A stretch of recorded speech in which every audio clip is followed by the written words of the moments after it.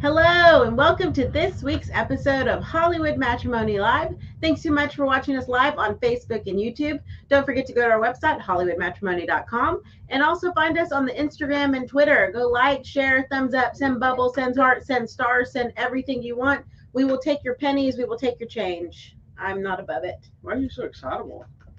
Because you know what it is? No, I don't. That's why I'm asking. I'm excited to do the show. Oh, God. But Okay. also, I've realized that the auto caption captures my words wrong. So I'm trying to be more, what's the word? I'm going to let you figure it out. Yes, I'm trying to enunciate better and I'm trying to project. I'm projecting to the microphone.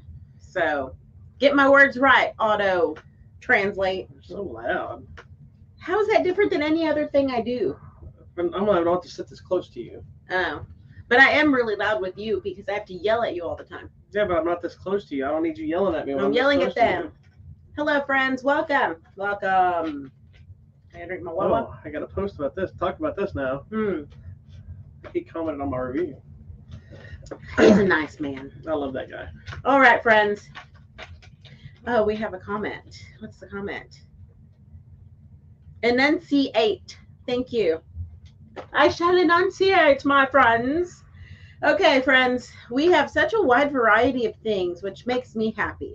And we have a controversial film. Yes, and we have snacks from the Asian store to try, which is always fun when that happens. So, and then I just have normal popcorn, which the dog is here begging for popcorn. You're going to have to tone it down more. So, I'm too excitable. Jesus Christ. Okay. Saints. All right. There's a controversy, did you say? Well, this movie is a controversial situation behind well, it. We'll talk about it. But we like a little controversy. Okay. Are we, is this show over yet? All right. I'm going to just go this direction and Okay. we'll just see what happens. So the first thing we're starting with is the film Halftime, the new Jennifer Lopez documentary regarding her halftime show. This has actually caused a little bit of controversy out there on the interwebs. Is that it? On the line. Yes, because, okay, so basically this is following her in the months preparing for the halftime show. The one with her and Shakira. Shakira. Okay. Yes. I So, was thinking say Shakira, and then I thought I was wrong. yeah. So her and Shakira. The Shakira and Selena, I was blending the names in my head. I know Wow. I know who's who, but Is it because Jennifer Lopez played Selena and that gets you confused? no, I totally forgot about that. Oh, all right. No, just the name in my brain was, I knew who was who, but the name just was, it doesn't. Insane the matter. membrane. So, I don't listen to any of their music, so it doesn't matter. well, and I listen to all their music, so I know. Basically, the start of this show, the documentary, is just her. I'll wait for you to be done. This is really going to mess up the auto caption. Babe, just open it and move on. I was trying to be quiet. The whole thing of this was she was asking them, okay, why did you book two major headliners for one event? Because typically what happens is you have your main person and then they invite guests to come join them on the stage if they want. But in this one, they were told it's two people. You figure out the time. And so they decided, well, the fair thing to do is we split the time like 6 minutes, whatever it is. It tastes like those honeycomb cereal. Because it's caramel corns. Oh, and look, they're But little they're weird puffs. puffs. You know what I'm talking about? The honeycombs? Not honeycomb, the smacks. Honey Smacks. Honey smacks. That's what Honey I'm thinking Smacks. Here, you can have popcorns. about.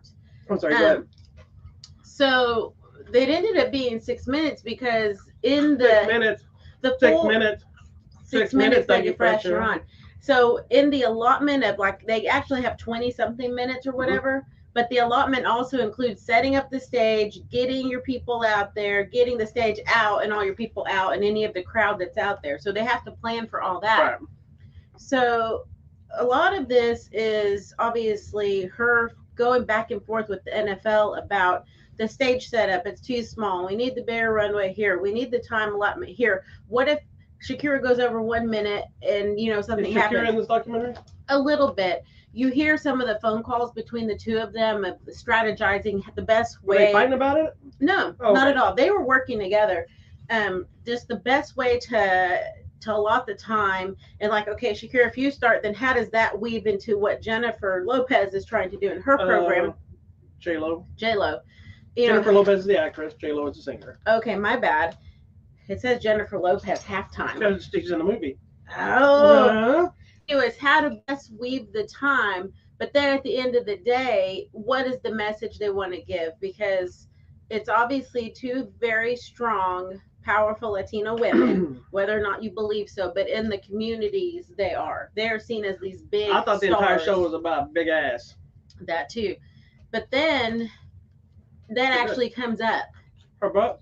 Yes, Oh. because she's like, I want to make a statement. I want this to mean something. You know, she's like, it's not just me shaking my ass and, you know, Shakira belly dancing. It's about more than that. Yeah. So then, because of that line, people have taken that on the internet saying she was putting down Shakira, that all Shakira does is belly dance. And that's not at all what she was saying. You know, she was saying we can do more than just that. And the fact that you pushed us together into one show shows that they didn't even understand what they were really about. Well, no, so, I didn't watch this, but I know a lot of people that I was listening to talk about the show and how they thought it was a horrible show. Really? That it made no sense, and it was just gyrating all over stage, and the performances weren't very good, and you know, and a lot of it were shocking white people. Yeah. And then talking about how inappropriate it was because they were all half naked and just shaking their booties and.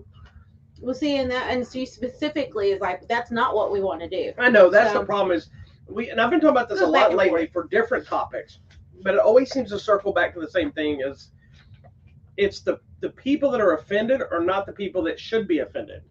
Meaning, if you want to look at the offensive nature of what they're on stage doing in the cultural representation, not that they did anything to not represent their culture well.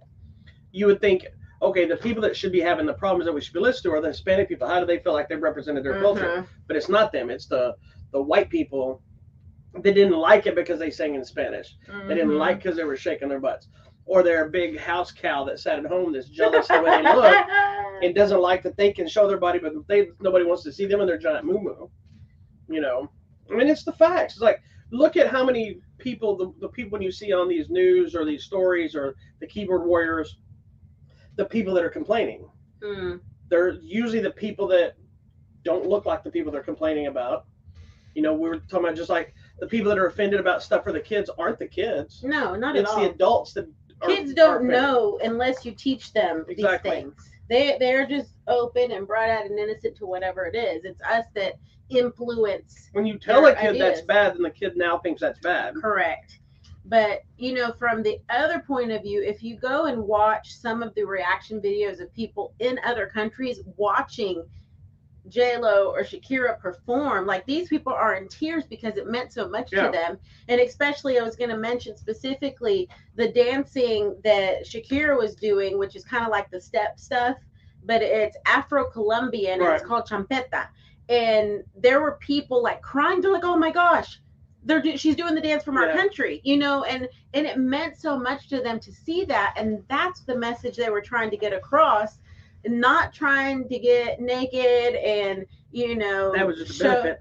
show off and do this, you know, and they were trying to do something more meaningful. And then, you know, they were talking about the time back forth and she's like, oh, I thought you were going to mention the cages.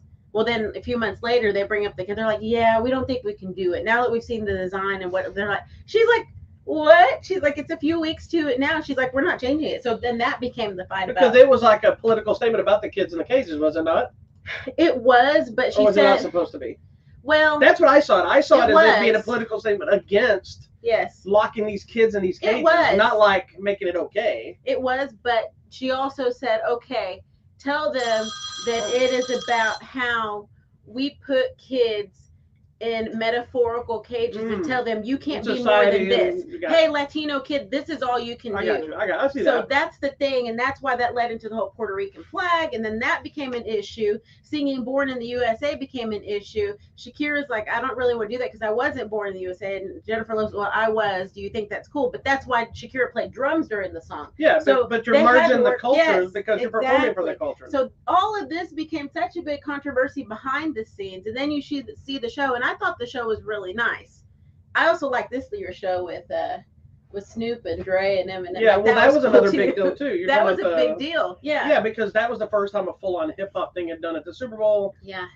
and it was also interesting. It was a big deal about that only happened because of Jay-Z, because he's an owner in the NFL, Yeah. and he made a big deal about we have to get this. And then when Eminem came on, Eminem's like, I'm not doing it unless we bring 50 Cent, because he's a major player to this culture thing that we do.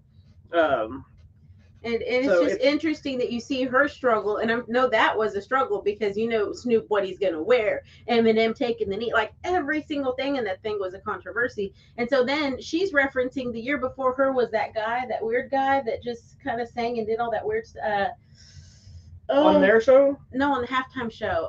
The year before was that guy. What's his name, people? The Face song.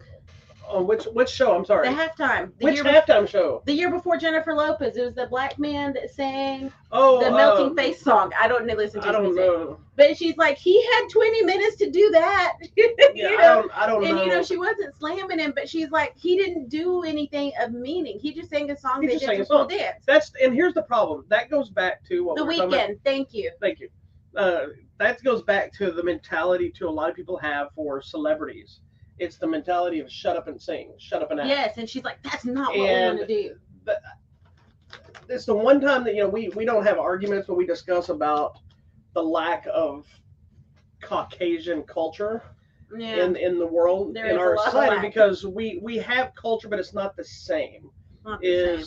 We're American, we're here, we're proud to be Americans, and we do this stuff, and but it's not the same as other It's not. countries and the way they celebrate their cultures. And any American that says it's the same has never been out of this country, and they don't know any better, or they have and they're blind to it, because it's I'm proud to be American. I'm proud to be Caucasian. I don't have like white self-deprecating white hatred for myself. Sometimes embarrassed, depending on the situation, but I am too sometimes. I understand, and everybody has that problem in their own cultures, but I see the importance of somebody, and I've also seen the curse of somebody that has a platform and is Hispanic or African American or Asian or any other thing, how they are now instantly, whether they want to just shut up and act or shut up and dribble a ball, as the white people like to tell them, they have a platform where they want it or not. Yeah. And then they're judged by both their own people and the people that tell them to shut up. Why didn't you speak out against the thing that I believe in? You're never going to win. Yeah, it's a lose-lose thing. But the only way we move forward as a society with all these different cultures and let them be seen is let things like this show. You don't have to like the music. I don't like their music. You're not a fan at all, Jay. No, but I watched the halftime show with you because I knew you were a fan, and I can see the cultural relevance. I can imagine how important it is to the young Hispanic girls to see themselves on stage. Those little girls. Okay, so you didn't watch your show World of Dance, but there's this one school in Miami that's like a world-renowned school for Latin dance. And so they've had some people on the show and competing. Well, she happened to be in Miami, and her daughter's like, my friend's doing the show, come watch it or whatever. So they went, and that's how those little girls in the show, they were from that dance school. And they were like, oh my God, J-Lo. Well, it's like we see them at conventions all the time where you see people. Cute. Like, it was amazing. We went to Fan Expo this week, which we'll talk about. But part of the thing that's exciting to see is, like, we don't get excited about the cosplays as much anymore. We've been doing them for so many years. I remember back at the beginning, we would take a picture with every kind of crazy costume. We rarely take pictures of them anymore because we've been there, done that. I was just like, oh, that's cool. It's like, that's a cool costume. We move on. But it's cool seeing kids in costumes that fit the narrative of the child now. Whether it's like a simple throwaway of a girl we saw walking upstairs dressed as Hawkeye. It was a girl and she was a teenager. That doesn't seem a big deal, but that character exists now. So she's not Hawkeye dressed, a girl dressed as Hawkeye. She's actually Hawkeye. Yeah. And when you see Miss Marvel. You see a little Islamic girl dressed as Miss And Marvel, and it's like, and I think even too, like the Bob's Burgers family, like it's a family thing that you can do now. Like that's yeah. a legit costume thing, and I just think it's so cool that it brings people together. And I wish, I people wish could just watch people, everything and it'd be like, hey, and okay, I know cool. this sounds racist against white people, but I'm gonna Aw. say it. I wish more white people could understand. Not like understand the way you would understand, but when they see it on screen, like my first thought is like when I saw Black Panther, for instance, and we knew that was a big deal. Oh, I cried. I was like, this has got to be massive for Black people. I didn't just think, oh, Black people got a superhero. I'm like, this has got to be massive for them because, I think back and was like, yeah, there was Lando and Star Wars and these different characters and Steel, Blade, but they didn't have the power and the impact that movie had. And then when Crazy Rich Asians came out, when I saw the trailer for it, I'm like, wow, this is a racist movie. Why would they call it Crazy Rich Asians? I'm like, I was offended for Asians by the title because I didn't know it, but I didn't know it was a book. I didn't know this existed. I didn't know what it was. I just saw the trailer and I'm like, that movie looks really good. And then it says Crazy Rich Asians. I'm like, wow, that is not okay. And then I saw the movie and realized, okay, I understand. And then I knew more of the story of the book and all this stuff and realized this movie is huge. And it's huge. I'm now, as a white person, I've opened my own eyes to see. I may not like something, but I can see the importance of it. It is important. And I think that's the growth that a lot of people don't have. Not that I'm way more involved than other people. It's just see the thing. You don't have to like it or be a fan, but see why it's important. Yeah. There's like even movies that I think are horrifically bad movies, but I can see the importance of why this one thing exists. Because like everybody's on to the Bruno movie, but that's a big deal. Yeah. And you've seen the pictures of the little kids who are like, "Ooh, that person looks like me." And I didn't connect with it. I liked the content. I thought it was a beautiful movie. And I loved it way more than you did. I thought it was a great movie, but I didn't connect with it the same way you did. And it's interesting because I saw some comments. If they make a movie about cowboys and chicken fried steak, oh my God, then I'm sure I will connect to it, and you'll be like, I don't understand how you people. That's a little racist. But no, but here's the thing. I've seen some comments from white folk who are like, well, this family's just horrible and they treat each other. I'm like, nah, that's our culture. That's what you do. Well, and we talked about that too the other day about turning red. Turning red I gave a theory it's probably not a factual theory, but it's just an idea of talking about how most other cultures, it's very important, no matter how bad they've treated you, that you still respect and honor the parents. Yes, you do whatever your parents no matter how bad it's. And then like the white people are like, screw that, I'm throwing my parents in an old folks home, or I'm leaving home. Never do that. And we have this real life discussion about, one day your parents are going to be old and my parents are going to be old. She's always like, they're going to live here. I'm like, no, they ain't either. Our parents, somebody's going to end up living with us. Babe, because in our culture, like you are. I'll say this: if my mom ends up living here, she will be on this show. That's fine, because for me, I feel like it's such a curse if you don't take care of your parents. See, and so we get into discussion, and then I talked about the flip side of that is how that's so important to their culture, and how most white people are just like, meh, But at the same time, it's something that drives y'all nuts. Oh my parents! We went to Father's Day lunch, and you hate it. And today I called you, and I'm like, my family is a group of insane people, but it's my family, and I have no choice because that's what you do. You see, and I'm just the opposite. It's like I love my family, but I will walk away and be like, yeah, I'm not. Well, I mean, just my parents and my brother. No, I know. I don't talk to my cousins. I'm not talking about all that. I'm talking about like my parents. I love both my parents to death. We don't have issues. No, they're good people. But I can, there's moments where I'm just like, all right, I can't talk to you today. Me and my dad have had issues in the past, and it's just like I don't have the problem of stepping away from them and say whatever, But I love them both, and we always come back together. But I'm always there for them. Honestly, I have stepped away a lot from my family, so traditionally we should be over there like every Sunday. Or that's never gonna chilling happen. out. But I know, so I'm just telling.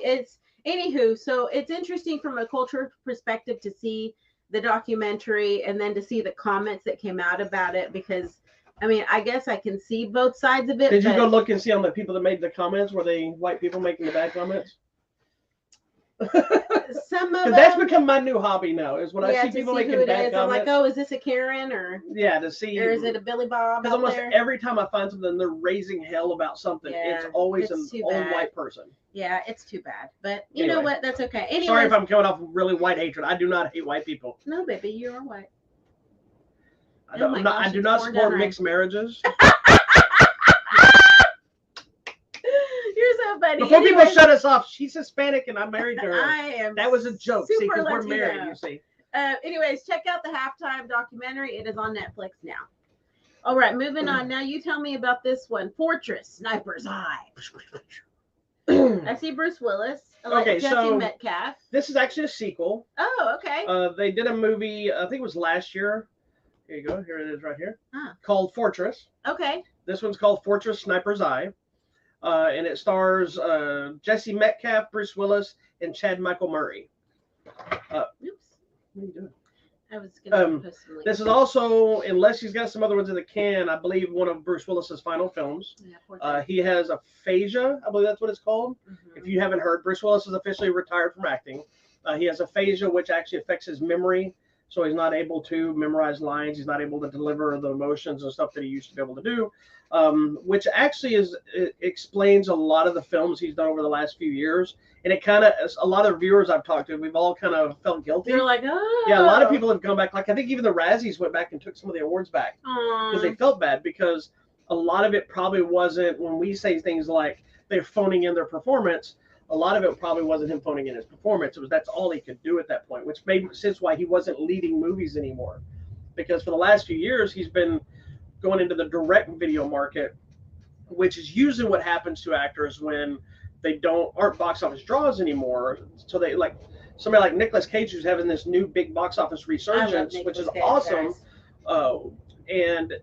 But he's been doing, people think like, oh, he haven't seen him forever. He's been putting out movies for years, 3-4 a year, but he wasn't the same box office draw. So a lot of times it feels like they're just walking through the motions, paid it, but he's still leading the movie. Bruce Willis has been showing up in these little cameo bit parts in these action flicks and whatever, very, very small roles. And the last 3 or 4 he's had come out, he's had a little bit bigger roles in it, but you can see the difference. Now that you know the problem, it's even more noticeable. Yeah. So this last one, Fortress, it was meant to be a trilogy. They shot the first 2 back to back. I'm pretty sure the third one's not coming out now because he's not going to do it. I said this with the first film, I believe we talked about it on here as well, is it looked like he shot all of his scenes separate from everybody else. And this one feels a lot of the same. There's a couple of sequences where he's with other people, but most of it, this movie picks up where the last one left off. And Bruce Willis actually spends a lot of time in bed after an injury. So they kind of play up. He's kind of recovering, so he's able to not have to deliver as many lines, whatever. That being said, it's still not a very good movie. The first one's not very good either. That's too bad. Everybody here, it's just, and I don't know if it's one of those, it's hard to tell if it's performances, if it's just badly written dialogue. It seems kind of all over the place. That's too bad. It's just not good. It's just not good. That's like bad. And I hate saying that. Anything redeeming? Any good shootouts, fights? No, not really. Oh, there's nothing really. That is too bad. It's like, it's one of those movies. It's like if you're one of those people that like to rent like just straight action movies and you love everything like that, then it's probably one you dig. You know, it's definitely one you need to watch the first movie, and it's not that great either. But that's too bad. Well, it's all right. It feels like a lot of people, again, walking through the motions. Bruce Willis is in this one a little bit more, I think, than the first one. But like I said, he's kept in the bed a lot, and it works a little bit better because of the way he has to deliver dialogue and stuff. But the story is all over the place, and there's things in there that just weren't necessary, and there's build up to stuff, and then they didn't go anywhere, and it's just kind of uneven. Yeah. You know what I mean? So it's just, I don't know. There's some better action in the first one. This one, it felt cheaper than the first one, I think. It felt unnecessary. I don't know how this was going to be a franchise or how it's going to be a trilogy because it just doesn't offer that much to it. So, I mean, if you like Bruce Willis, I recommend seeing it, if nothing else, because of it being one of his final films. Yeah. But it's not one that I really could wholly recommend. So, going back to our conversation the other day of movies that we love everything, this is not one of those. Yeah. People say we like everything. There was that one week where none of them were. Well, this is also one of those that it's a sequel that doesn't need to exist. because the first film ended and it was an ending. This one's one of those that they basically all the people you thought died in the last movie are still alive, and I'm like, that's weird. Like one guy, they do a sequence at the end of the other film that you know he's still alive, the main bad guy. Then they bring another bad guy that was clearly dead, but he survived too. And I'm like, just so they can bring everybody back. I'm like, okay, all right then. Anyway, Fortress Sniper's Eye is available now if you want to check it out if you like those kind of movies. All right, moving on to more interesting things and perhaps controversy. We're now talking about the movie Terror on the Prairie. It is out now on Daily Wire. The Daily Wire. So let me explain this whole thing. So I am a huge Gina Carano fan. Now, if you don't know who Gina Carano is, which I could see that as well, she's more recently become bigger for her portrayal as Cara Dune on The Mandalorian. She was set to have her own series, which I believe was going to be Rangers of the Republic, but she was also one of the anti-vaxxers, anti-masks supporters, and through a lot of stuff she said, things like this, had a falling out with Disney, whether you agree with her or not.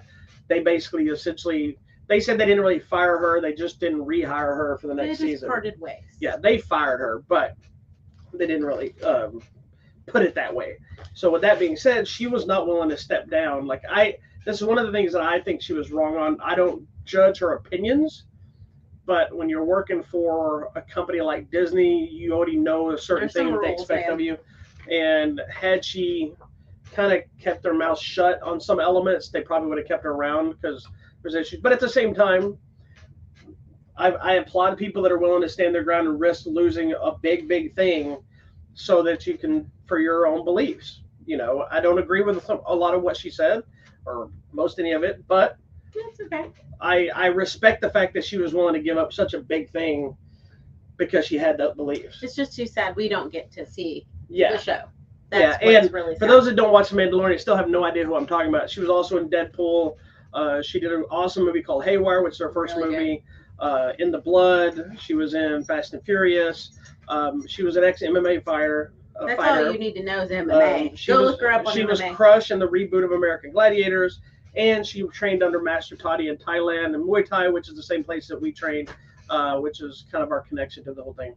And we got to meet her this weekend at Fan Expo, which we'll talk about that as well. Anyway, so when she got essentially ousted from the Disney World, Daily Wire, which if you don't know Daily Wire, it's a right-wing, heavily Republican-based website. I don't support the Daily Wire. I don't like the Daily Wire, but they would call themselves a conservative news organization. Okay, babe. I don't want to bash them because I don't know enough about them to say that, but I'm not a fan. I don't like the guy that runs it. I don't. What is that guy's name? Ben Shapiro? Ben Shapiro is a political commentator. Yeah, I do not like Ben Shapiro whatsoever. But that being said, this is about the movie. This isn't about them. But the only way to see this movie is Daily Wire stepped in. They funded and produced it, whatever you want to call it. And this movie is exclusive to the Daily Wire. Correct. Now, me being a massive fan of Gina, I needed to see this movie. But it's a movie called Terror on the Prairie. This is a lovely little mini poster that we got that Gina actually gave us at the thing. She wasn't giving these to everybody. I think if you mentioned something about the movie or if you said something, she just had them laying next to her table. We mentioned that because we were there as press, and we mentioned looking forward to seeing the movie to review it at some point. I thought I was going to have to wait until like Blu-ray DVD release. And then she said, "Oh, I can't wait to hear what you think." And she gave us a little poster. She signed it over here. And I will tell you this: she could not be the more sweet person that we've ever met. She's very nice, very kind, very personable. She shook every single person's hand, which is kind of germophobe for me. I was out there and he's like, "How many times are you going to hand sanitize?" I'm like, "Ugh, too much." But she also she spent quality time with every fan. It wasn't just a sign and go like a lot of celebrities do. And a lot of them do that not because they're rude, because they have so many people. She actually had conversations with each person, and she did have a lot of people, by the way. Yeah. So anyway, I made a decision. I said, you know what? I really want to watch this movie, especially after meeting her and talking to her. Somebody asked me if she was wearing a MAGA hat. I'm like, that would have been hilarious, but no, she wasn't. No, but she did wear the same outfit for 2 days, which is she was wearing a shawl thing. I don't think she wore the same outfit. I think that thing was. I hope not, girl. I think she was being conservative, covering her body. Because people comment on her because she's not your stereotypical super thin Hollywood. She's a beefy chick. She's busty because and she fights. She's busty and she's big. Yeah, she's a fighter chick. She's built. Maybe so. You're so right. That's what I assume. Anyway. Okay, let that go. If you go onto the Daily Wire, they do have a code. You have to pay for a membership. I'm literally decided I'm going to buy a membership just for the month. It's the same cost of if I was to go, rent the movie online and any other streaming service, and then I'm going to delete it afterwards. But they had a code Terror, I think it was, or Gina, and then he got $4 off the thing. So it was like $10. I think $11 I paid for the membership. Anyway, so a movie called Terror on the Prairie is a Western that stars Gina Carano, obviously, Nick Searcy, Cowboy. I don't know if it's Cerrone or Corona. I never can say it right. He's actually an MMA fighter as well, and also Matthias Hughes and a bunch of other people that I don't know. Going into this movie, I knew it wasn't a martial arts flick. Correct. But I always hope, especially when you got three people, two MMA fighters, and Matthias Hughes. If you don't know him, he was very big in the 80s and 2000s. Probably the biggest one being I Come in Peace, where he's the alien and go in pieces. Yeah, with him and Dolph Lundgren. It's so good. It's a super nice guy. I've talked to him online numerous times. I have a quote. He actually commented in my review for this. We'll talk about in a second. But there is no martial arts in this flick. This is a full-on Western. It's like trying to be as realistic Western-y as possible. Not like just cowboys shooting them up, but like living on the prairie, if you will. Yeah. So we'll do this. Before we actually do the review, right as the show started, I pulled up Twitter, and Matthias Hughes had shared my review and says, "Always an honor to be written up by you."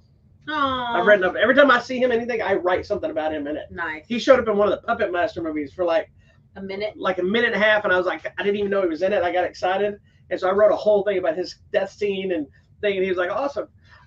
He goes, I also believe Gina is due for an all-out action film where she can use her talents well. We all admire her so much for. I loved her acting in Terror, and thanks for the review. Action will never die. More is coming. Nice. So that was a fun little thing from him on Twitter. And it's interesting too because when she gave us the poster, she's like, "It's a full-on Western." Right. Like she wants you to know there's no kicking and spinning and jumping. This is full-on isolation in the middle of nowhere. The struggle of life is real, and that's kind of the catalyst of the whole movie. Is she's kind of like, I'm over this whole Western life. Let's go move back to the city. My parents will help us. Yeah. And her husband's like, no, we're going to make it out here on the prairie. Clearly came from some kind of money. Yes. And he didn't. And they're trying to survive out in this land. And so I actually, more I sit with it, I really like the movie, but it is a slow burn. It's a little too long. I think there's a lot of the first act that could have been trimmed down.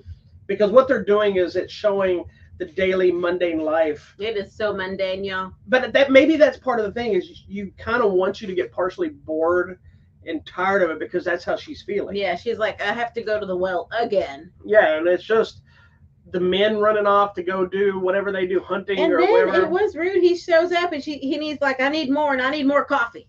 And she's just like, it was that very like, ooh, calm down. It was a little hard for me at first to watch Gina be kind of subservient.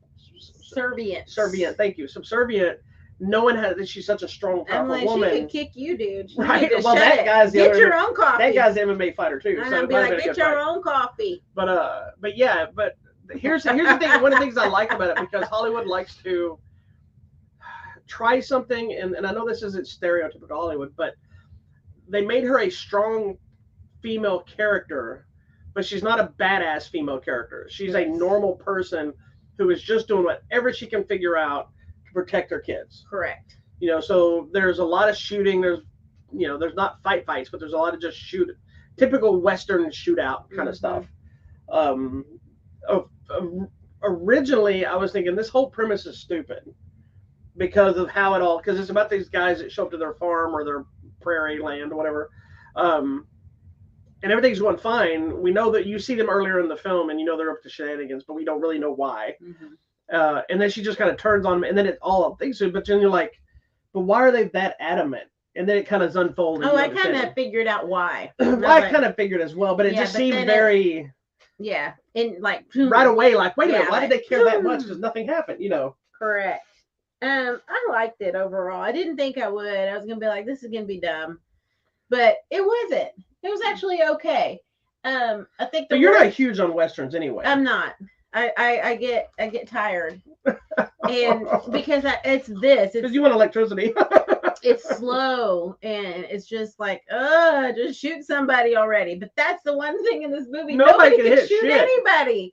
They're horrible. But I think she did a good job in the whole not being able to necessarily shoot anything, but she was trying. And I appreciate that when she had the 6-shooter, she's just like, yeah, she was doing it like this, she was trying to somebody do it like that didn't know how to shoot but was shooting. That can't do, because I wouldn't be able to. I would have to do this too. Yeah, instead of doing this thing. Like, she was all with.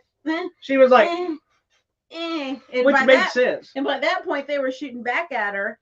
And I was well, and here's the thing too, I sometimes have to think a little bit deeper about it.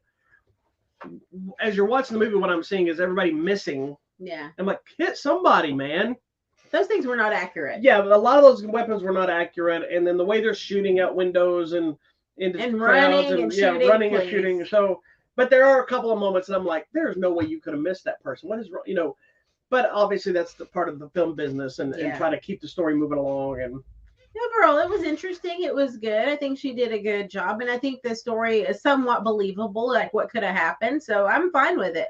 Yeah, it's a fun movie. It's just one of those movies, like me as a martial arts fan, I automatically am going to be disappointed because I want to see her knee somebody in the face, and I want to see Matthias Hues spin kick somebody. But you're like, I did right. My big major issues of this film were some of the pacing. They could have been toned down a little bit. But even bigger, that Matthias Hues has a very small part and doesn't get enough to do. Yeah, you were very upset. You're like, is that it? That can't be it. I knew he was going to be in the movie because he's yelling at the TV. He shared pictures of being in filming on this, so I got even more excited knowing he's going to be in this movie. And then he's on the screen for maybe 3-4 minutes. Yeah, you were so upset. And it's an important moment. It is because it shows us what's really happening. So, but I was just like, man. Anyways, Terror on the Prairie is out now. You do have to buy. You have to go to dailywire.com. A subscription. And get a subscription. But then you can cancel it. Yeah, you can do it as a monthly. And she even said, just go buy it and then cancel it. That's why I did it. I initially didn't want to say that to her. Like, I wasn't going to say I'm not a fan of Daily Wire. I wasn't going to be dismissive to anything. I was just going to say, but I kind of played stupid a little bit. Mm-hmm. I'm like, don't you have to go to the Daily Wire to get a membership or sign up for the Daily Wire or something? Because, made it said I didn't really know how to watch it. And then when she said, just go sign up for it and then cancel your subscription. I'm like, okay. I don't feel, even though I would have done that anyway, it makes it like, okay, she supports that because she wants people to see her film. She don't care if you're supporting. And to me, that's something else I kind of respect. That wasn't her going, well, no, you should. She could have easily said, no, you sign up for Daily Wire, but you really should read through. There's some great information. She could have started pushing her agenda, like a lot of these people do. And instead, she was like, I don't care about their website. I mean, she didn't say it, but it was like, this isn't about the website. Watch this movie and then get rid of it or do whatever you want, Right. So anyway, so check it out if you want to watch it. She was super nice and kind. Yeah. So I don't know. She's if she thinks crazy things, that's fine. A lot of people think whatever. Crazy things. There's a lot of people already that think crazy things you don't know about. You don't know. So anyway, so it's available now on the Daily Wire. It's brand new this week, so go check it out if you want to or don't. All right, next. And for another movie you didn't want to watch. This entire series. Hold on, this next 3 movies, the one we just talked about, and the next 2 are all movies she did not want to watch. So, no interest. So on the first one, Terror on the Prairie, I did like it, and it was fine. It was a fine film. So we're 1 for 3 right now. So let's move on to the next one. Okay, this is the next movie I had absolutely no interest in watching because all it is Chris Hemsworth in glasses. Honestly. And I saw the little clip of it on Netflix and I'm like, oh my gosh, this thing looks like somebody bought their home VHS camera. Yeah, I was baffled because she was I'm like, this movie looks like crap, babe. I'm like, somebody just made this at home and they paid all their money to get Thor and this other guy with the face just in this movie. Miles Teller? Yes. I'm like, and you don't like Miles Teller for some reason. I don't know. That dude is a brilliant actor and I don't get it. His face gets me. It's not as bad as Dano, whatever his name is. Paul Dano. No, it's not that bad. Like, I walked out of a movie because Paul Dano was in it. That's how bad I don't like him. This one, I've not walked out of a movie. But you liked him in The Batman. Because I didn't see his face. She was gonna say that. Until the very end, and he looked like a demented John Denver. But I mean, I've literally walked out of a movie because his face was there. Oh but my this God. kid, I don't dislike as much, and I don't know why. But there are those people you just see their face like if you had to watch a movie with like Julia Roberts and Nicole Kidman, you would walk out and throw No, up. I wouldn't. You wouldn't even go. No. Look, I am beyond that. Like, if a movie looks interesting, I'll watch it. I don't know. I don't know, my friends. The closest that would have ever used to happen was Monica Bellucci. But my hatred for that woman came from that one Tears of the Sun movie. That was horrible. That movie is amazing, but everything she does in that movie pisses me off. If it was her and Nicole Kidman and Julia Roberts and what's her name? I don't hate Julia Roberts that much. Penelope Cruz. I don't hate Penelope Cruz that much. She annoys me. I know. Julia Roberts, I don't hate. All the people that annoy you. I'm not usually a big fan of a lot of Julia Roberts stuff, but I think Julia Roberts is a great actress. She's done a lot of movies I've liked. Yeah, she is. Nicole Kidman. She's done stuff I've liked too. They've all done stuff I've liked. You wouldn't go running out to see it, and that's how I feel about Miles. Sorry, Miles. I'm sure you're a lovely person. Actually, I don't. I think you're kind of a jerk in real life. I don't know anything about you, but that's the perception. Anywho, I had you still need to watch Whiplash. Interest in watching Spiderhead, which is a new movie. And we watched a comedy special instead of this. Snoop Dogg's Comedy Friends, whatever. We'll talk about it in a second. Yeah, so I avoided it. We finally sat down and watched it. So basically what it is Thor is leading a research. Let him not be Thor for 5 Chris seconds. Hemsworth, Mr. Pataki, is leading a research institute where they're testing out new drugs. Basically, though, what they've done is they've taken prisoners out of prison who have volunteered for the program in exchange for maybe cutting time off their sentence. Right.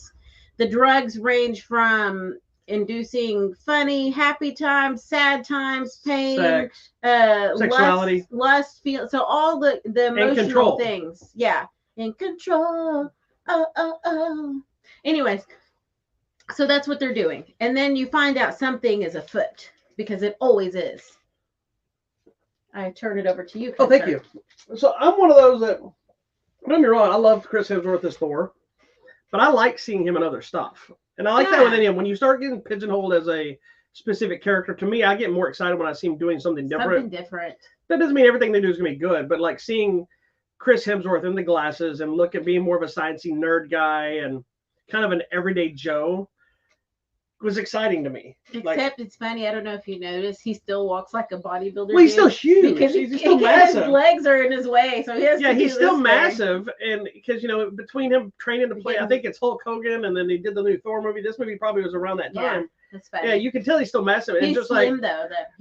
Miles Teller was pretty big too, because he's a tall guy. Yeah. And then he probably was still in shape from Top Gun, and there's a lot happening. Sorry. Random side note. But yeah, so I like seeing him, and then I thought him and Miles Teller had great chemistry. They did. Bouncing off the dialogue and just the character mentality. For people that don't know, the movie is directed by Joseph Krasinski, who not only directed Tron Legacy, but he also did Top Gun Maverick. What was the other one he did? Where's it at? I just lost it. Anyway, it doesn't matter. And the guys that wrote it are the guys that wrote Zombieland and Deadpool. So it's a great little group of people put together. Yeah. And you kind of mentioned it, that the movies kind of has this, it's kind of a look into societal control. Yeah, and so then that led me to be like, oh my gosh, this is like a modern Clockwork Orange. Yeah, so it's like Clockwork Orange, but less artsy. So then it got me because I love Clockwork Orange. Yeah. So the movie I didn't want to watch at all got me. Yeah, dang it. Here's the thing about it. It ends up being a really intriguing movie of what the experiments are, what they're doing. There isn't, if I had to say there was a complaint about it, there's not a real payoff at the end. It kind of has a soft ending. There's a couple of twists. There's like one big twist moment that you were like, what? But even it was kind of a small thing. Yeah. But the thing is that it didn't need that. It's not one that needed a big explosive ending. It has kind of a lukewarm ending that matches the tone of the rest of the film. Correct. It's very sterile, I guess. It's sterile and mundane. Except for when they turn on the control drugs that you're using. Correct. And I think that's the scariest thing to me, because I feel like maybe we're not to that point in society, but in a way we are. Like anything you have wrong, there's a drug for that. Yeah. And that's the agenda. Like push the drugs, because people are making money off that, and we're not really helping people. And I feel like the other subtext to this was people who are incarcerated. We're not really doing anything to help or reform them or give them job skills or give them something different to do with their lives. And this, they're selling it as, a we're going to make you better, we're going to help you, if you do this we'll help you, but we're not really helping prisoners. No, they're just stuck there. And then the other thing was the whole control thing, which led me to the idea of the Clockwork Orange, which, yeah, this makes more sense. Clockwork Orange, if you don't really stick with it, you get lost, but it's that same idea that society wants to control you, and I feel in a way they do. Yeah. Maybe not through drugs, but certainly through the media and the internet, now it's and all the through information that's shared. No, we were talking to one of our good friends that was in town at the con yesterday about that same idea of the masses. Whatever you believe, if you get enough people to believe the same thing you believe, true. That becomes the truth. And that's biggest problems in our world is if you get enough people that say the sky is orange, the sky is going to now be orange no matter what you think. Correct. And you can't change it. And this movie deals with those different controls, and then also the ability to force your emotion into something, but you still have to deal with the effects afterward, even though you had no control. Yeah. Like when they're doing the sexuality stuff was probably some of the most interesting to me. Drug. Yeah, because it made first two people that didn't have an interest in each other that much. They didn't hate each other. They were kind of like, want each other. Then the other one is like, one wanted them bad, and the other one had no interest whatsoever. And what made them want each other, but then they still had to deal with what they just went through afterwards, even though those feelings weren't there anymore. Correct. And there's a great moment where they talk about it, where they're telling a character to turn this drug on one of these other people, and they want to do that because you dealt with these two people and want to see how it makes you feel. And they're like, I don't feel any way about them. Well, if you don't feel any way, why does it matter? You know, because it's because still you do feel a way. It's still mind control. And I think the interesting thing that they also kind of talk about, you get more as the story goes on, is like, who's monitoring the people that are controlling the people? And that's the exact same thing we have now. Like, who's controlling the government that's controlling us? Yeah. You know, and like, who decides what's right and wrong? Who decides what religion's right? Who decides what is right? You know, we got into this whole thing during COVID with, I don't remember if it was Black Lives Matter or Me Too or whatever, but like, who decides like what's appropriate? It was a Me Too thing, because we were talking about stuff like the Kevin Hart thing. Yeah. Where when are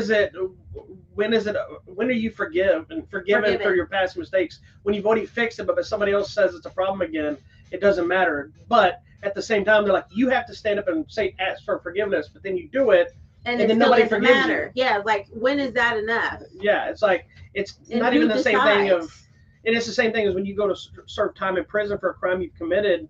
You may have done your time, and they're like, you've done your time, you're now free. But you're not, because society will never forgive you, and it's hard to get a job. Yeah, you can't get a job. You know, it spirals. And then, you know, I think it's even to the point of now, I feel like it's kind of chaotic on who decides what's right and what's law and who's this. And now we're into the abortion thing, and that's become more of a religious thing than a political. I don't know. And it's just, there's an spiraling. issue. There's an issue. The separation of church and state is one of the most important things that should exist. We all know it doesn't exist anymore. The separation of church and state does not exist.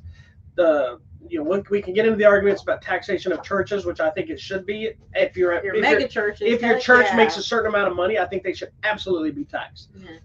When it comes to your belief, and I know this is a hard thing to say, but your personal belief of religion should not affect what you want to be law. But at the same time, it's because that's a human being making a decision they believe in. So if you're against abortion, you can't stand up in front of the people as a government official and say, I'm okay with this, because you don't believe in it.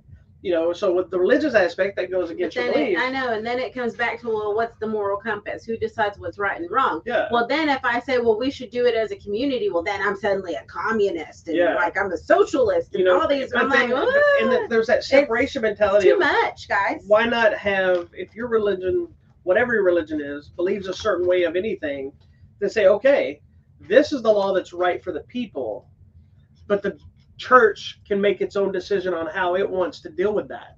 So, for instance, since you brought up abortion, dealing with the abortion aspect, because that's governing a woman's body, which is nobody's business, and In reality, it's only just men seem to be it's making just this a decision. medical procedure, and people But need access to if a healthcare, church but I don't decides know. they don't, somebody that doesn't believe in abortion doesn't want to deal with that, that's their prerogative. That none of this changes the personal beliefs. Correct.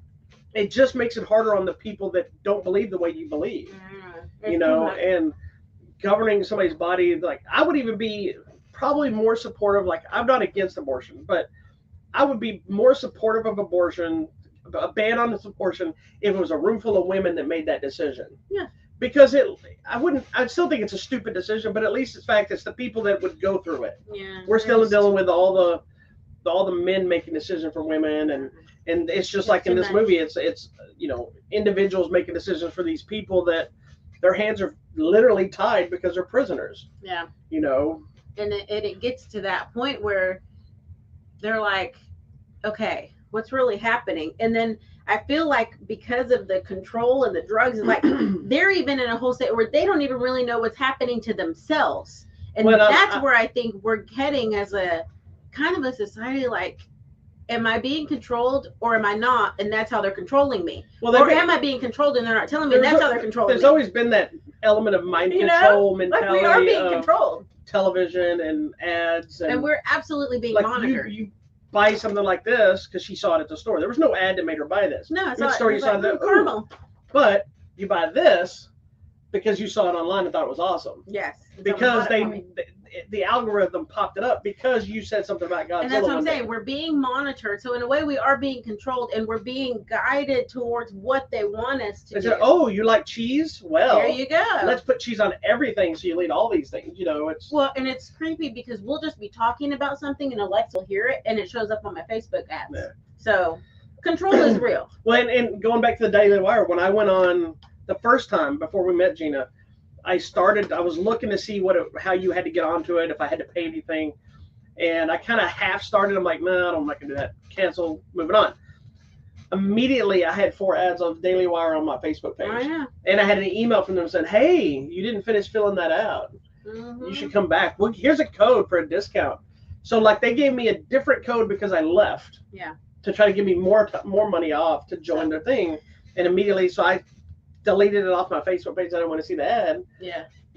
But it's that whole indoctrination. So this movie, and here's another aspect that I found interesting, and I'm sure you caught this, but they're living in this facility. They have free reign. They're not in cells. They're just living. It's like a communal living. Yeah, they have jobs there. It looks like they live in one gigantic apartment building. Right. Everybody has their own little room, and then you do have jobs like you either clean or you cook. But they can walk freely anywhere at any time. There's no locked doors. In the facility. Like even when Chris Hemsworth and his little partner are sitting at the computers, people can walk in there. Nothing's locked. You walk into his apartment that's in there. And there's a moment where they talk about, hey, this person's doing such and such, which means it's going to take away your freedoms. So they create the illusion of freedom, even though those people can't leave.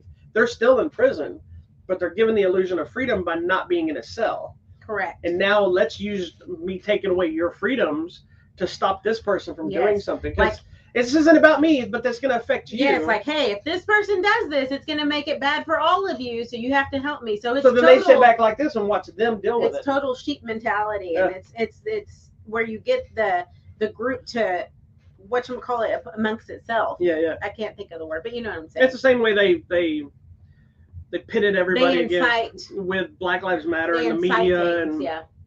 Things, it's a very interesting movie, and I will say I'm okay with this. It is another slow burn kind of movie. It's not exciting. It has some moments that are intriguing and a little like whoa, but as a whole, it is one that you have to kind of stick with because you might pay attention. You might lose interest at some elements because it gets mundane sometimes. Because sometimes it's just showing their daily routine, and you're like, let's get to something fancy and intriguing. But like I said, the ending is not overly excited. It comes to the end, and you're like, haha. All right. No. But it's on Netflix now. Check it out. Spiderhead.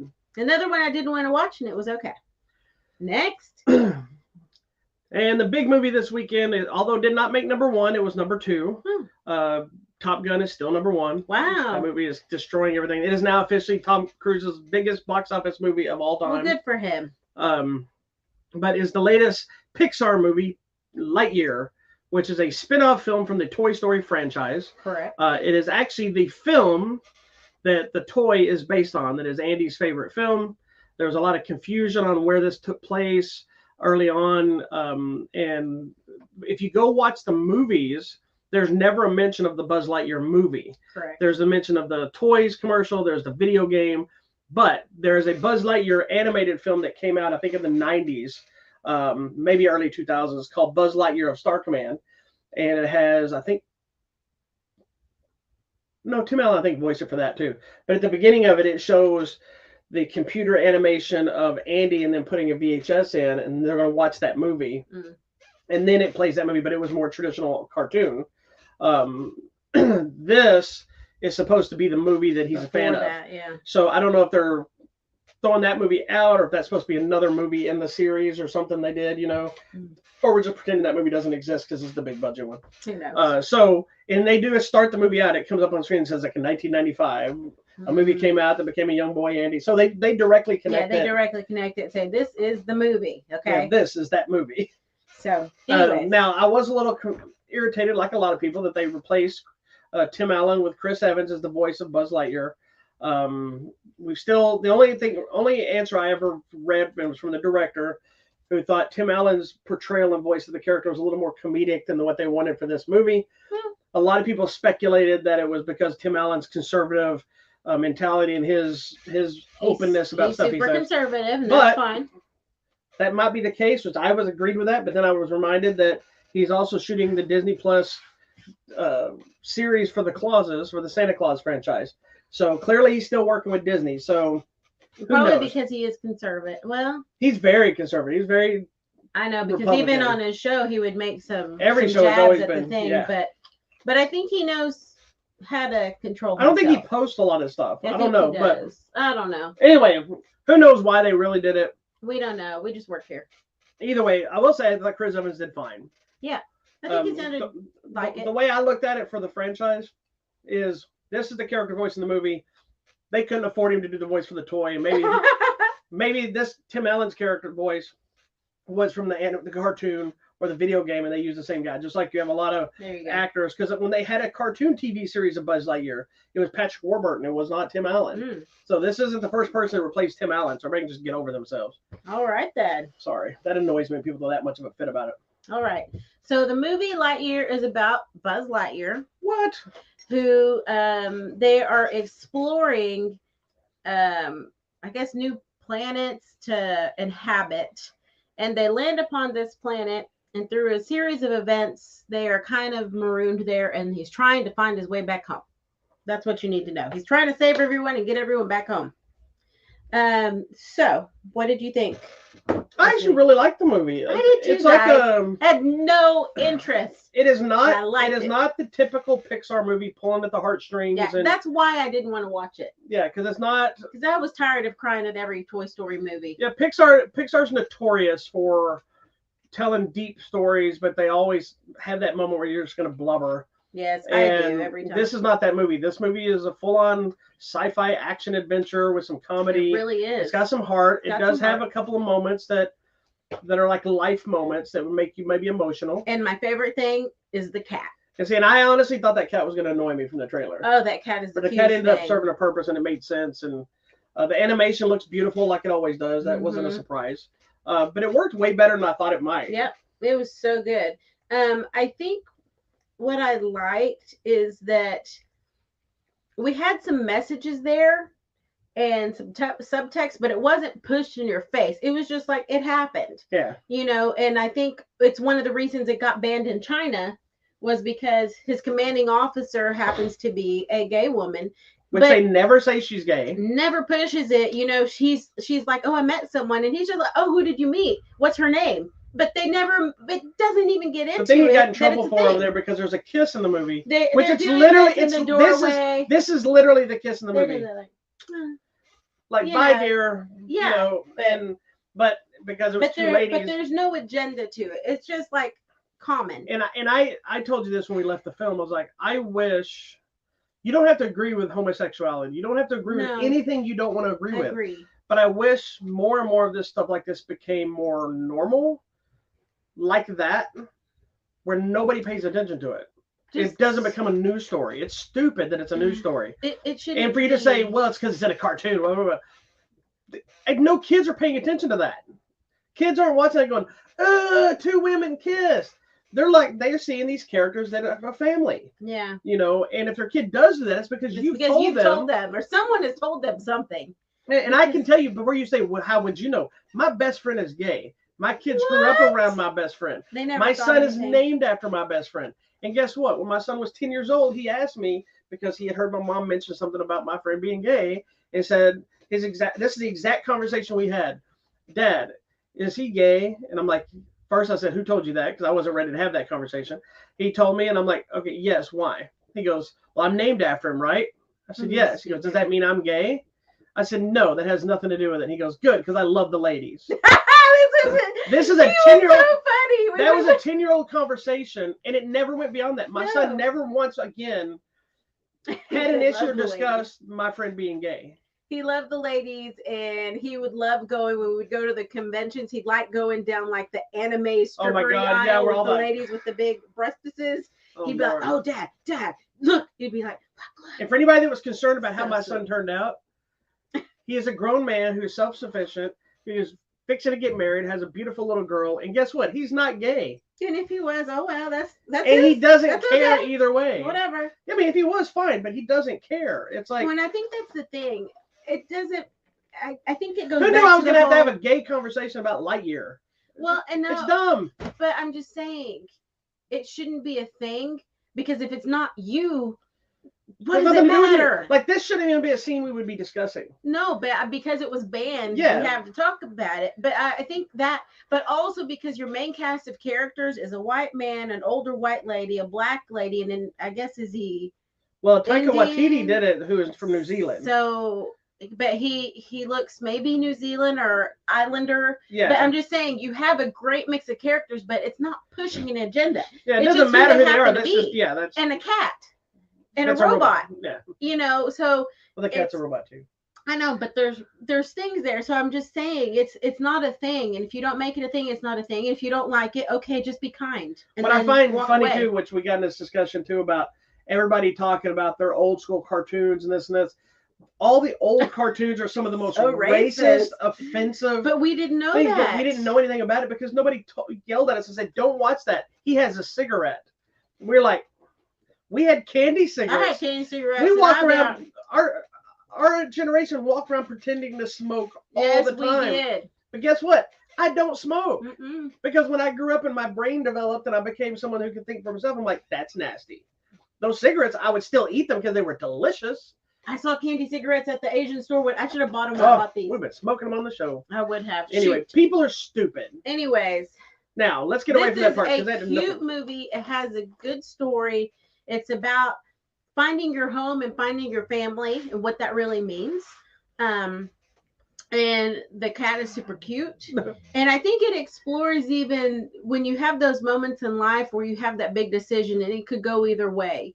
And I feel like he gets the opportunity to explore what it would look like if you go down this path and what it would look like, which we don't get the benefit of doing that. But because of the Lightyear thing, which you'll get into as you get into the movie, you see he gets the opportunity to explore the two outcomes and you get to make the choice. So it's interesting. It's very existential. It's very deep on some levels, but it's still entertaining for kids. Yeah, and they did a lot of stuff that had a lot of kids there. I like that there was like fun ongoing gags. You know, like the plant life thing that keeps grabbing everybody, and it just became the norm. It's like nobody made a big deal. I love the cat because the cat's like meow meow meow meow because it's updating. It's one updating. It's one of those films. It's a completely unnecessary film.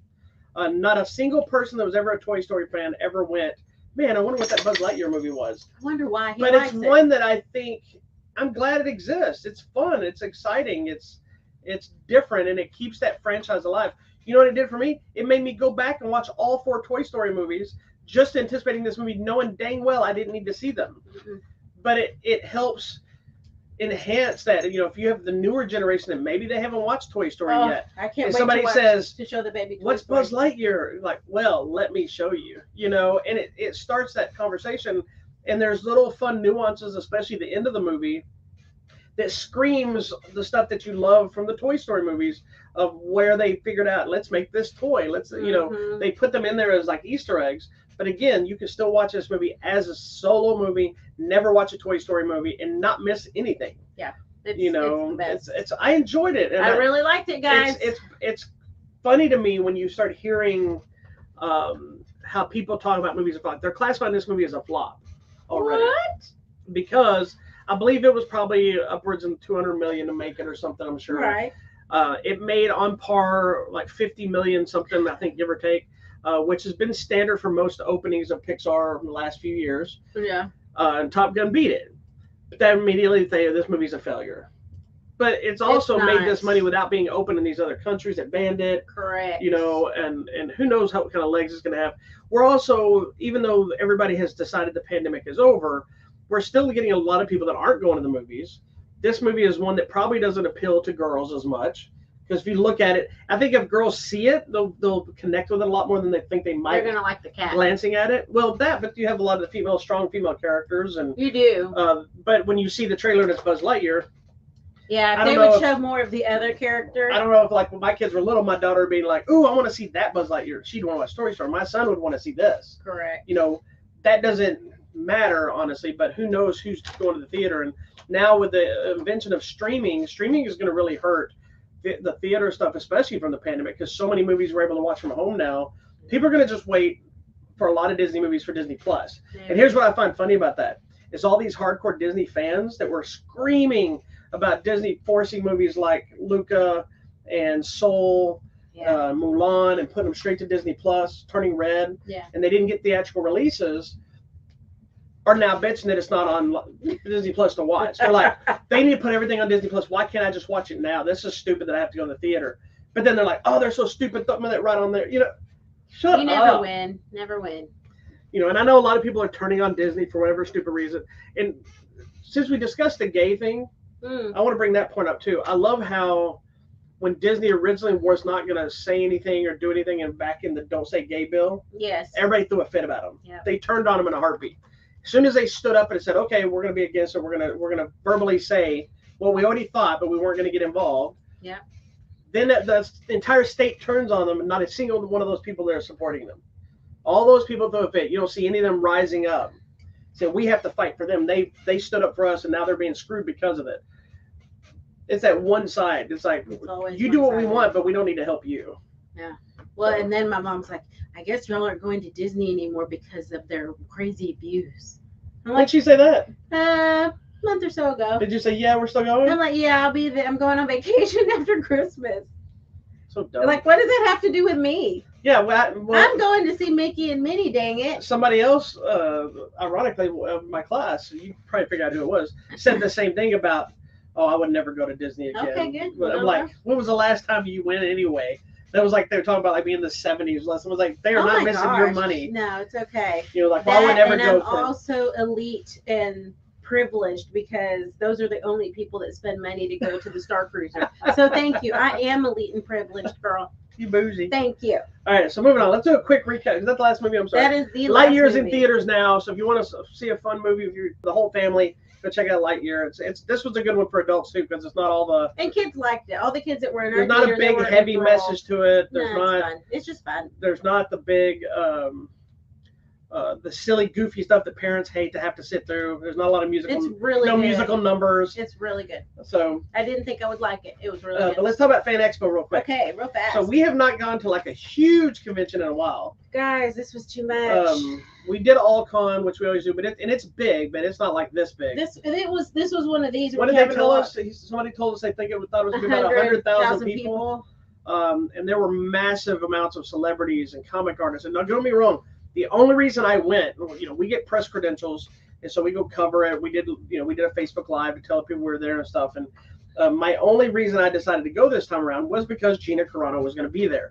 I honestly wasn't expecting her to be doing any cons for a while with some of the backlash stuff, and you never know how people feel. Yeah.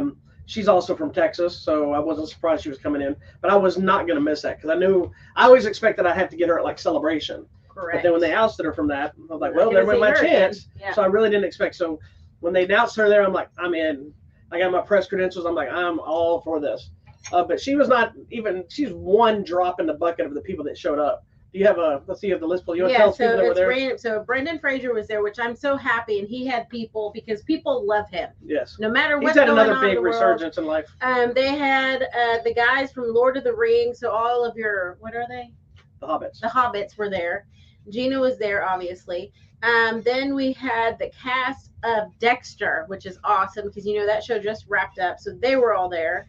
Then you had a bunch of wrestlers, so we had the Undertaker and the Edge and the Bella Twins and woo, and I mean just so many people. Then we had some cast from The Mandalorian were there, so that was cool. Which is why Gina was there as well. And then some of the Superman, Michael CW Rooker stuff was there, which is cool. Yeah, Star Superman Trek. And Lois, Star Trek. Okay. The guys from Cobra Kai were there. So Johnny really sweeping the leg, Martin Cove, and then all the teenage Johnny's kids. name is William Zabka. Sorry, William Zabka, the real Karate Kid. LeVar Burton was there, which is awesome. I mean, and then just random people, the Legends of Tomorrow. Well, Superman, those two kids Lois, are Cobra Kai, Superman's sons and Lois and. It's a lot. Oh, so yeah, and Star Trek people. Yeah, so there you go. Yeah, and originally there was much people that canceled, but there was tons of comic book artists and stuff there. So I was like, you know what? Screw this. This is the first convention we've gone to like this in years, even before the pandemic. We stopped going to the really big ones just because I kind of got burned out on them. I used to always be an artist there, and they're so expensive to set up now. And so I was like, man, we're done with that. We do like 2 or 3 a year and we moved on. So I went in. I was like old school. I was pulling comics out. People, I was going to get stuff signed. I was on a mission. Mm-hmm. He was on a mission, my friend. And one of the biggest ones that I wanted, I pulled out a nice stack. They canceled, so I had to take those back. It became a whole back and forth. So anyway, so we finally went. We went Friday and Saturday. Friday we went out there. It wasn't actually too bad Friday. It was busy. Correct. But I didn't feel like we were crammed in. But we also didn't walk the whole room. Correct. Friday was about autograph day. So we went in there. We went straight to Gina's line. We got thrown in. I don't think we were supposed to. But we had press credentials, so they immediately threw us into the VIP line. So we only waited about 20 minutes. We got to talk to her. It was funny because being connected to Master Toddy, I had to mention Master Toddy. So when we got up to the thing, we were both like, Sawadi Cup, which is kind of the Thai greeting thing. She's like, oh, she goes, yeah, I can tell you, And so we got to talk for a few minutes about that. And so then we got our posters. And then I got a card doing an autograph from her as well. And then went on our mission for all our comic signing stuff. And one of the things I want to make a point about some of the comic artists, I don't like the way they're doing some of this stuff, but I understand it. A lot of the comic artists are charging for their autographs now. It used to be back in the day, if you were an artist for a comic book, even the big guys, they signed for free, but they sold prints and comics and all this kind of stuff. It's raining really bad. Oh, a lot of them fully charge for their autographs now. They don't sign anything for free, which I get because they're there to make money. And that's fair. So a lot of them were charging like $5. I'm like, that's reasonable price, for your time. And if I'm not buying anything from your table, you know what? If I want your autograph that way, I'm fully ready. Yeah, and some were doing like the first 2 or 3 are free. Then that's what I like. There's these two guys, Spawn artists. I don't remember their names because they're Swedish or French. Swedish. Or the hard names to say. And French. But they're big time cover artists. And these are rare appearances from them. So I'm like, I just want to get a couple of Spawn books signed by them. And they said first 3 is free. What, $5 or $10 or something like that after, which I like that. And I don't mind the $5 thing because that does limit, because we've been to conventions where people rolled up with a box and want to get every comic in that box signed because they're planning to resell them. Yeah. And so that was part of that. But I also understand as an artist having a charge. I'm not to that point where I'll charge for nothing. I'll do whatever anybody wants. We just had like 2 or something. Yeah. So it wasn't that. So I did end up paying for. I think I paid $10 for one guy. Which is a little more than I normally would pay, but he's somebody that I've been a fan of for years, and I'm like, when am I going to see this guy again? So I went ahead and paid it. But anyway, we got through all of our autographs. The only one that was really kind of surprisingly, and I was baffled, were these 2 brothers that drew the Last Ronin Ninja Turtle book.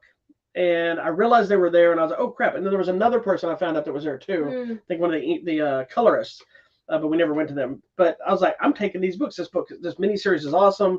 Man, if I get the artist and the inker to sign the books. Heck yeah, The guy went over there like, are they charging for signatures? There's 5 books in the series, so I'm like, if they're charging, maybe I'll just get the first issue signed. Yeah. They were like, it's $20 per brother per signature. We're like, $20 each. that's 5 issues. I'm like, and I get it, but the guys aren't like the names that like people I'd even ever heard of. Right. So it wasn't like a Jim Lee, Rob Liefeld, Todd McFarlane that I could see them charging. They don't, but I can see them saying, well, I don't know if they do. Like Jim Lee was, for instance, was like $50, but he's a featured guest. He's That's Jim Lee though. That's Jim Lee, and he's also the publisher, whatever, for DC Comics, and he's like an iconic artist, and people will pay it. Hell, I would pay it if I didn't have so many Jim Lee autographs already. I didn't pay for them though. I got them back in the day. I've got a picture of myself and Jim Lee on my desk, but it's just weird the shift of that market of not having a few of them. Like, I don't think I told you, there's this new company called Artist Elite, and they're kind of like a New Image Comics, a smaller level, and 6 of the guys from the company were there, and they put out these 2 books that connect, and they're like preview issues, first books they've ever put out. So I'm like, I'm gonna go get every one of them. My goal is to get all the artists to sign these 2 books. Yeah. And every one of them, like, those books will sign for free.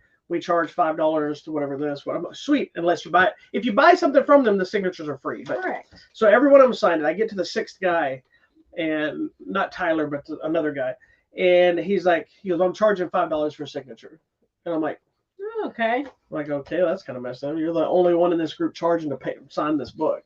But he wasn't in this row. He was like on this first row going there. So I don't know if he was with them but wasn't with them. I'm like, whatever, I want my signature, so here's $5. Yeah. But he's an artist that I would not have normally ever paid for his signature. I don't even know him. But you got to complete your set. Yeah, I had a specific reason for what I was doing, but I don't know that guy. I don't know his book. I don't know anything about him. I'm not saying he's not popular or have fans. I just didn't know him, but I was just going to like, had it been any of the other ones that signed, I knew all them. And I would have been like, okay, I wouldn't like him, but I guess. But that being said, you want to talk about art prints and stuff real quick? Yeah. The coolest guy, Freddie Williams III. He's the guy we bought the 2 big prints from. The Colombian guy? Or no? The guy we bought the 2 big prints from. Oh, okay. I'm thinking the other one. He made a name for himself doing a lot of books. He did the 3 different Batman versus the Teenage Mutant Ninja Turtles miniseries. There's 3 different series. He's done Thundercats versus oh God, who was it? He-Man versus the Thundercats. He's currently doing covers. I don't think he's drawing the book. I don't know. For Godzilla versus the Power Rangers. Yeah, it's funny. But then he did his own series called The Bequest. So I brought the Bequest issues. By the time I got to him, he's part of this artist lease group.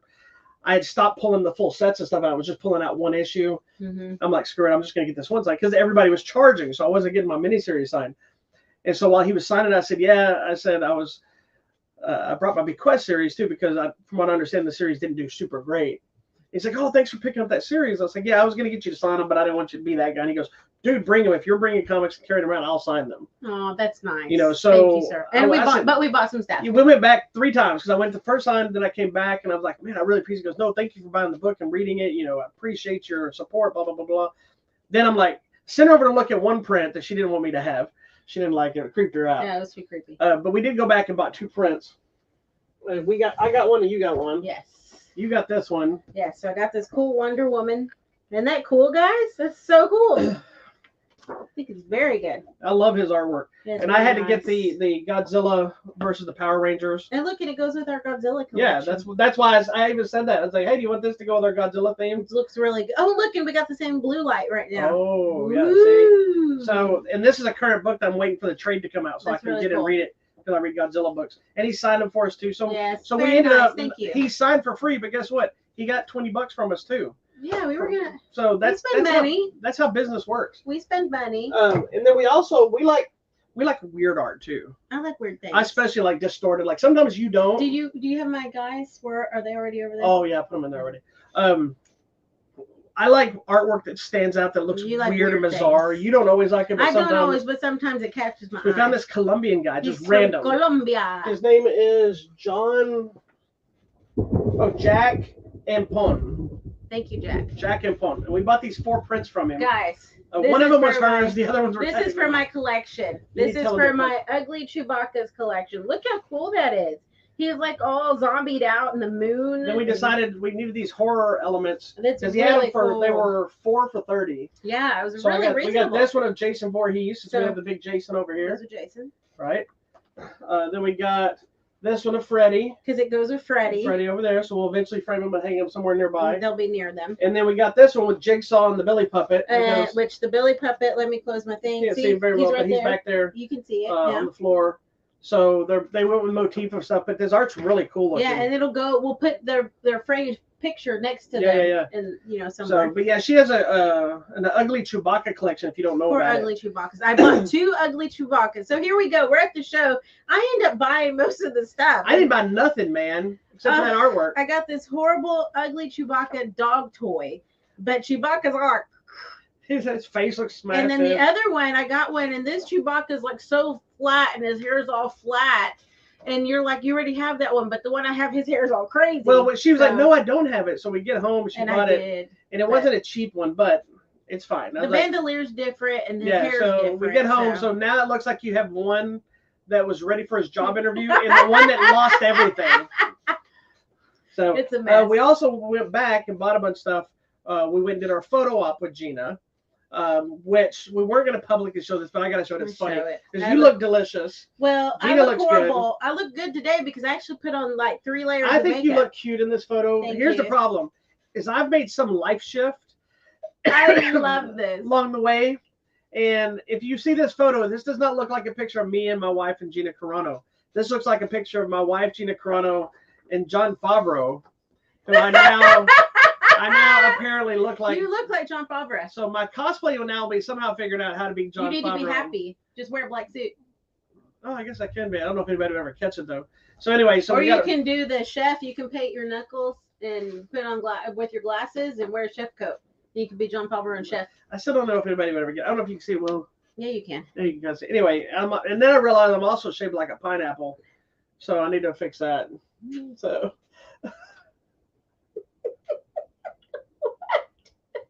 Here's my. Okay. What does that even mean? I'm shaped like a pineapple. Oh, God. I'm like all this up at the top, and then it just goes.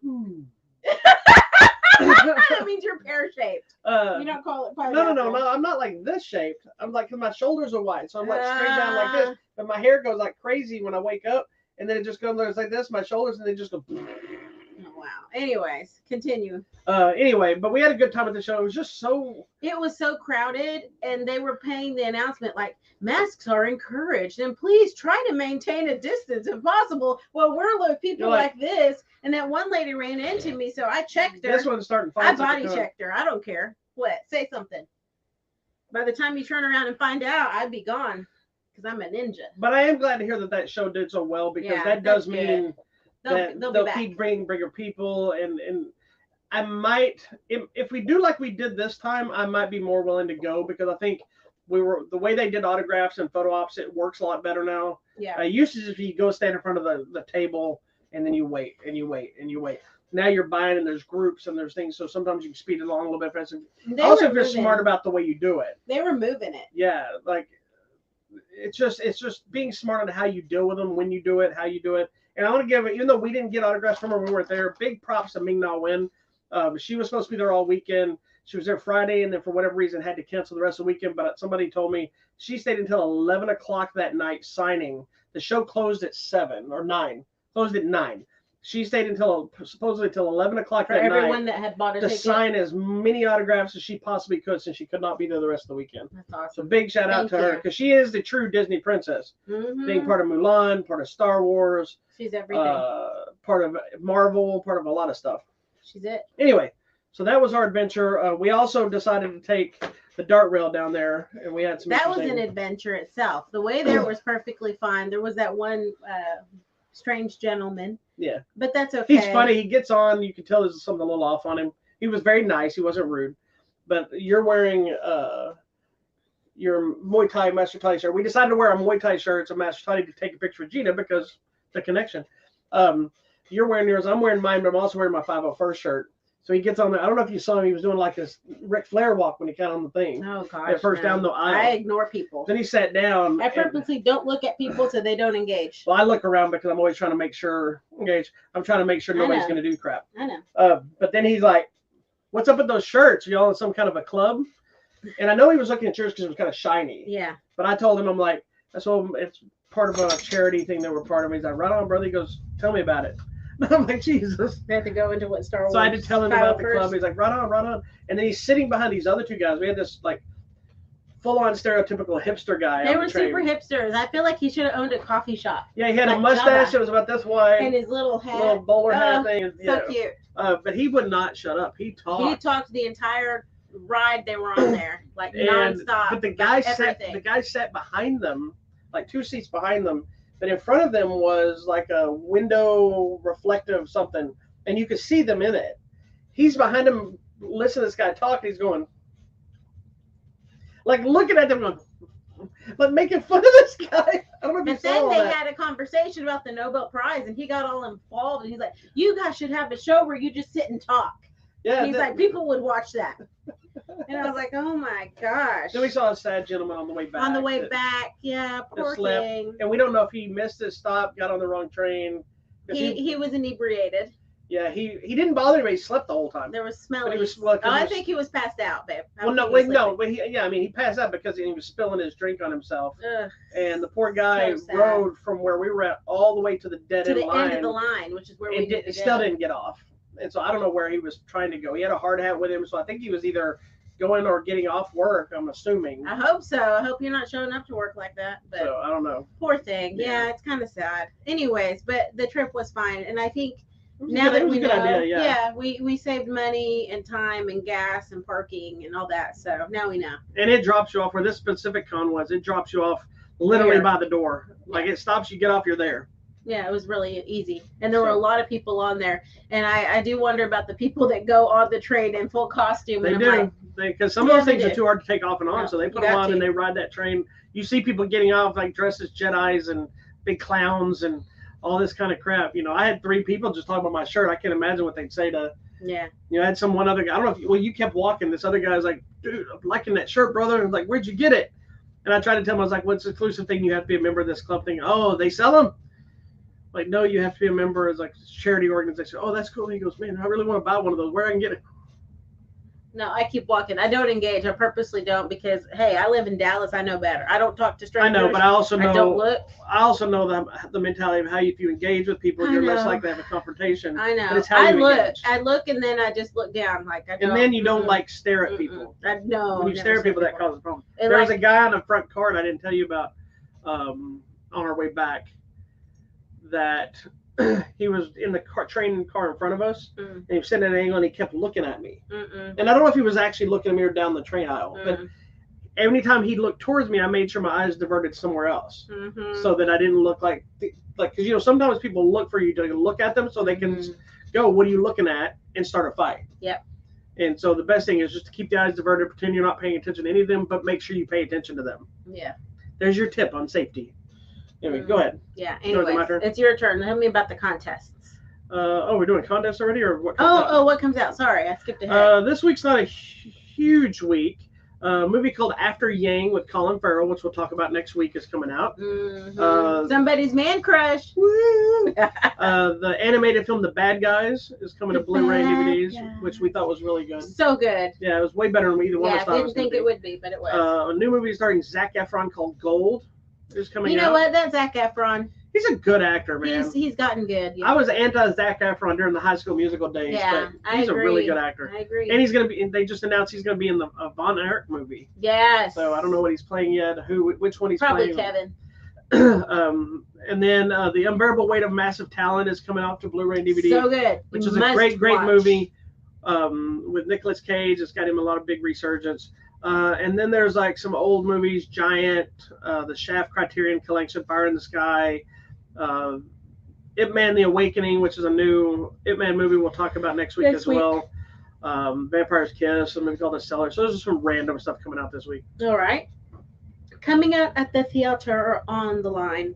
What came out, there was actually a release today on Sunday on Netflix. It is a documentary called Sybil, and it is about the attorney Ben Crump, who most of you will know from the cases like Trayvon Martin, George Floyd, the Flint water thing, the Johnson and Johnson talc baby powder thing lawsuit.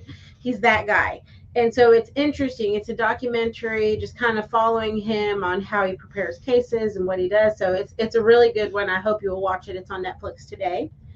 Coming out tomorrow, Monday, on video demand or digital, it's a movie called Doula.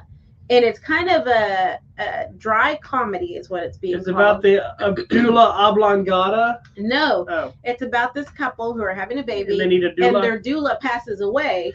So they hire the doula's son to come in. Okay. And it stars Chris Pine, strangely. Chris Pine. Chris Pine. Oh, And then some people in here that I don't really know, but I don't know my glasses on, so I'm trying to see. Will Greenberg they I don't know who those mentioned. people are. I don't know, but Chris Pine is in it, so check it out.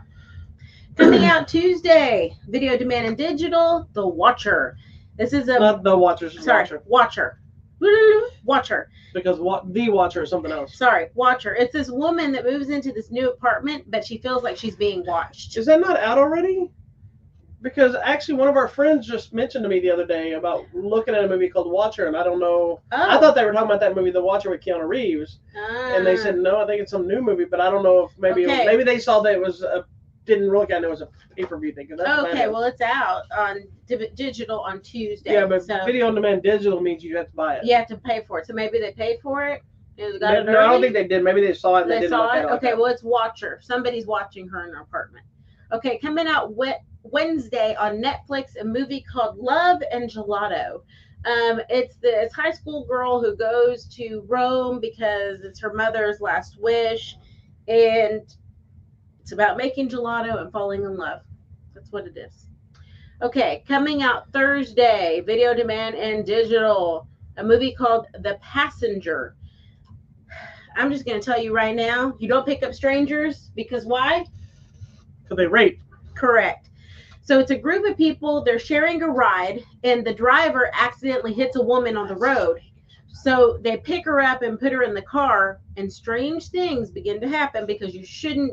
First of all, why didn't you call a ambulance to come get her if you hit someone? Of course, stop. That's always the But issue. it's just That's what starts most of these problem movies is they don't just do what they should have done in the it's first just place. crazy. It's called The Passenger. So okay, I didn't realize that was this week already. I'm This so is for you. It's Oh coming my to god! Paramount I am Plus. excited. Beavis and Butthead do the universe. I am so Here, excited. you The want me new to- feature film that's Here, exclusive do to Paramount this Plus. and be like, I am the great Cornelia. There, that's all I'm gonna do. You're amazing. Fire, fire. Wow. That was Okay. much deeper than whatever. That's all I got for Beavis Who and would have Butthead. thought we'd have a reason to bring Beavis and Butthead out Well, on the they're table over there, so we'll put next them week? out. We'll send I'm them so out. excited. I didn't realize that was this week. All right. What is the date for that? It's Thursday. This Thursday. Okay. On Paramount Plus. What's funny is they just released the anniversary edition of Beavis and Butthead Do America that I just Oh. rewatched the other So day. you're ready to go. Yeah. I need to watch it because I watched. I think Did you I see the only- movie? Or did you just watch the show? I think I sometimes? just watched the show sometimes. Because the movie doesn't have the music videos and all that stuff. And Yeah, I think I just watched the shows, so I'll have to watch the movie and be and ready. fun fact, when that movie came out, Bruce Willis and Demi Moore voiced this couple in it, Oh. and it was back when they were still married. Ah. But the other thing is, there was a report I read, I believe I've got it right, that they were going to be releasing all the Beavis and Butthead episodes on Paramount Plus Ah. officially with all the music videos intact, Oh, cool. like it used That'll to show on be fun. MTV. Yeah, So MTV. because that was part of the fun of that Yeah, thing. and people are gonna be like, "What's MTV?" Also, fun fact: did you know that because of Beavis and Butthead, that is why Rob Zombie is famous?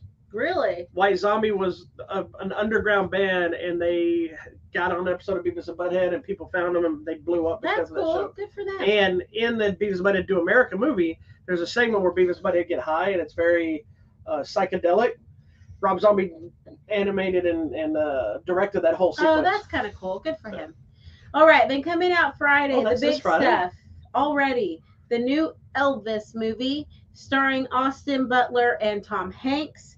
Austin Butler. I'm trying to think what most people would know him from. I know him from that. I don't think anybody knows him for anything other than that one thing. That one show. Okay, so let me find it because he deserves a little shout out. Tom Hanks, you obviously know. Tom Hanks, who just unleashed a fury this week. You know what? The nicest guy in Hollywood just released a fury on a fan. They literally almost got too close to his down. wife. Yeah, they kind of looked like they accidentally like stepped on her foot. Okay, so what I know him from is the Shannara Chronicles.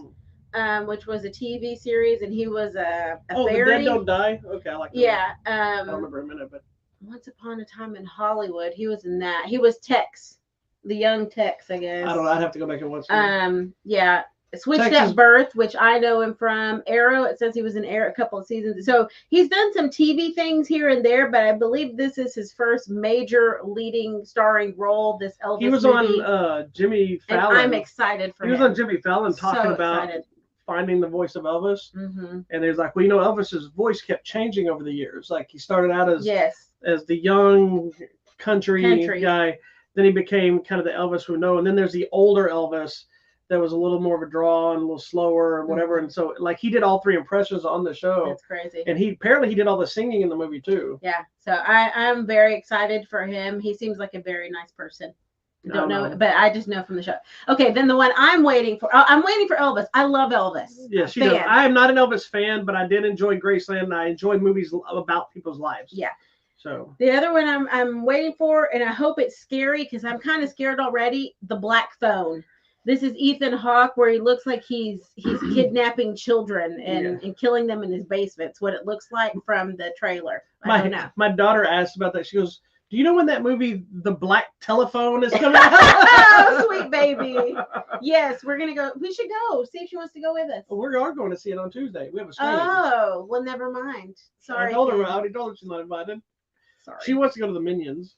I know, so you take her. That's I don't know if I can or not. That's a whole other discussion. If we get it, take her. Oh, I got it. Anywho. Okay. I already got it. It's just. Anyway, so it's a busy week. There's a lot of good variety of things, so we'll get back to you on Sunday. Scroll down. Keep going. There's some limited keep going. things. Keep going. There, go back up. That's unlimited. That's okay, that's what I thought. So it's not till the. Okay, well, if it's near you, please watch Marcel. That's what I was saying. I'm pretty sure Shell July doesn't open until Dallas in July, so I think it's wide. Oh my gosh, it is going to be my number one. I gotta go watch it. I'm excited for that one since I didn't get to go. All right, next, tell me about our contest. I closed everything down. Well, here you can share my screen because I've got it ready. All right, so we've still got some of the same contests going. I've got a couple of that should be popping up this week. I mentioned a few last week. Because of getting ready for the convention and different things in life going on, I wasn't able to post any of them that I mentioned with the Lucifer TV series, the Curb Your Enthusiasm. There was something else. The Ip Man, The Awakening, which is the one that we just told you comes out this week. We'll be talking about it on the show, or I'll be talking about it. Row 19, we talked about last week. We got Friday 13th, Part 3, Steelbook Edition. A couple of copies of The Batman left. Raiders of the Lost Ark on 4K and Singing in the Rain on 4K. I also expect... outside of the couple of little ones I mentioned, I'm thinking just to kind of tease everybody that we may have something coming from the Harry Potter universe that may be going up for us a giveaway soon as well. So just stay tuned. There you go. Well, thank you so much for watching this week's episode of Hollywood Matrimony Live on Facebook and YouTube. Don't forget to go find us on Instagram and Twitter. And, of course, check out our website, hollywoodmatrimony.com, and click on that contest button. That's where all the free stuff is. And we'll see you on Sunday, children, for all new episode of Hollywood Matrimony.